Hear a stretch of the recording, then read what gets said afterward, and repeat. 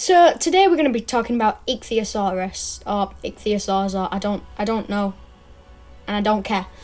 Well, from what I know, they're extinct reptiles that swam, so they're not dolphins. Before I get a million comments saying they're dolphins, no.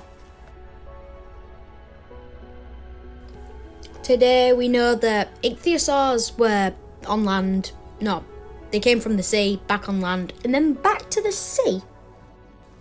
You see, the reason this happened was because after the giant, and I mean giant extinction event known as the Great Dying, I'll do a video on that sometime later, I promise. It's really interesting. There was a bunch of niches in the sea. Niche hereby meaning food groups, like what you can eat. Okay, so I was in editing and I was just running through. It wasn't just niches, it was niches and roles, but no one cares. But the most significant part was that the predators evolved to crush shells and like spinier stuff. I'm not sure what. And the prey responded with making the shells harder and more spiny. And this cycle still goes on today. In the warm seas of the Triassic, there appeared a new kind of predator. It was a nimble hunter of fish and squid. And it was a reptile, even though it had some features that were distinctly fish-like, such as flippers, a dorsal fin, and a tail fluke. It's known today as Californosaurus, and it was an ichthyosaur, a marine reptile that played a pivotal role in shaping ocean life throughout the Mesozoic era. Ichthyosaurs arose after the catastrophic extinction event at the end of the Permian period, which wiped out at least 90% of life in the oceans, changing the seas forever and triggering a new evolutionary arms race between predator and prey. And in these turbulent times, the ichthyosaurs turned out to be true pioneers, innovators, because they helped create roles in the oceans that had not existed before. They got better at crunching through the shells of ammonites, flushing out bivalves on the seafloor, and higher up on the water column, hunting fish and other reptiles. And in time, their prey diversified too, and developed better defenses, like harder shells, spines, and more mobility. This dynamic between predator and prey marked a revolution in marine life, a sea change, if you will. It began just after the world's oceans had been at the brink of extinction, and it continues to this day. And the ichthyosaurs were some of the key players in this remarkable transformation. As it turns out, these strange marine reptiles wouldn't be able to see this change through to the very end.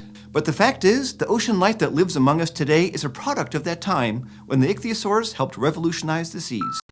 A dolphin was on the video. Mesozoic fish lizards, ichthyosaurs, were marine reptiles that independently became adapted to a life at sea around 200 million years before dolphins. An ophthalmosaurus looked kind of like a bottlenose dolphin, sure, but stopping at superficial similarities isn't very scientific. Yes, thank you for that, Alexa Bird. No, Alexa, shut up. Okay, yeah, and huge credit to PBS Eons for that clip. Their link will be in the description. And so will timestamps for the video, so go check that out. And without further ado,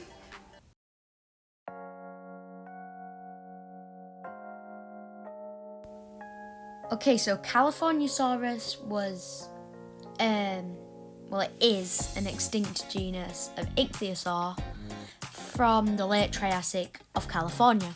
The long-snouted head is small in comparison with the rest of the body, as in basal ichthyosaurs such as Mixosaurus and Cymbospondylus. The tail is sharply turned downwards, in common with more advanced ichthyosaurs, with a small vertical fluke. It may have had a small dorsal fin. There is a small number of presacral vertebrae, 45 or 50. The phalanges, digit bones, are circular and widely spaced, giving the flipper a round appearance. It was 3 meters long. Okay, if you didn't understand that, you're not original. Don't go, what did he say? Here's a picture for reference.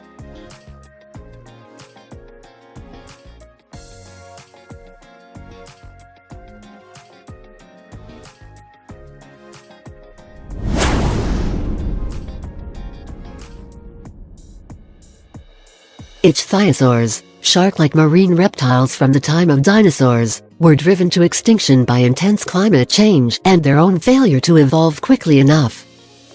according to new research by an international team of scientists. However, their evolution was much slower than earlier in their history. Okay, thank you, Alexa Bird. No. Right, I've unplugged her. So, yeah, thank you, Alexa Bird. They went extinct from climate change. Also, Alexa Bird, I think we need to get your voice sorted out. Yeah.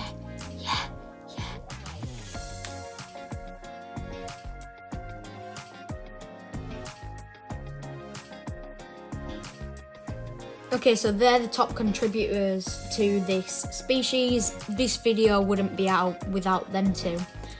There will be a part 2, 100%, and then will be longer. I just don't want this to be streams and streams of just science that you don't care about.